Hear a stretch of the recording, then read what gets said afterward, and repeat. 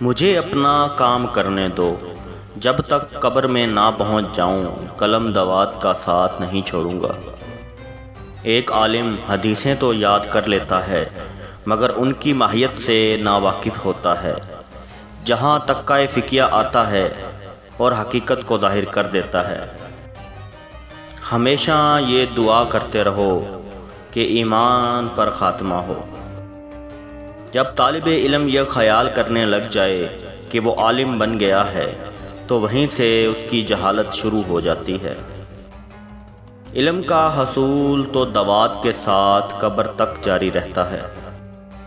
خبردار کسی ایسے مسئلے میں بحث مت کرنا جس میں تمہارا کوئی رہبر نہ ہو۔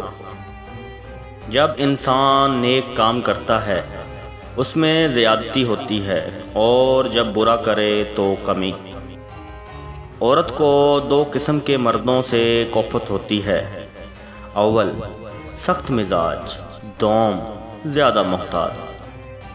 جو بندہ نبی اکرم صلی اللہ علیہ وآلہ وسلم کی کوئی حدیث کو رد کرتا ہے ہلاکت کے کنارے پر کھڑا ہے۔ انسان اسلام سے صرف اس وقت خارج ہوتا ہے جب وہ اللہ تعالیٰ کے ساتھ کسی اور شریک کو ٹھہراتا ہے۔ ایسے شخص سے علم حاصل نہ کرو جو علم کے بدلے دنیا کا طالب ہو۔ اگر آپ چاہتے ہیں کہ اللہ آپ کو اپنی پسند کی چیزیں عطا کرنے میں مستقل رہے تو ان چیزوں پر قائم رہو جن کو اللہ پسند کرتا ہے۔ اگر انسان کو مقدر پیش کیا جاتا تو وہ اس کا انتخاب کرے گا جسے اللہ نے پہلے ہی اس کے لیے منتخب کیا ہے۔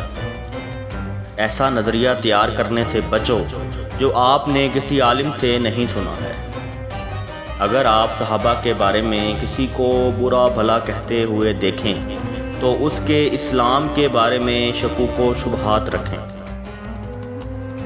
میں لوگوں کو خوش کرنے کی کوشش کرنا چھوڑ گیا اور اسی وقت سے مجھے سچ بولنے کے لیے درکار توانائی مل گئی۔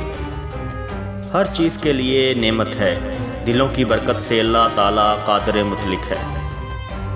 خاموش رہیں اور میں خاموش رہا تو جاہل شخص کو کون عیب سے آگاہ کرے گا؟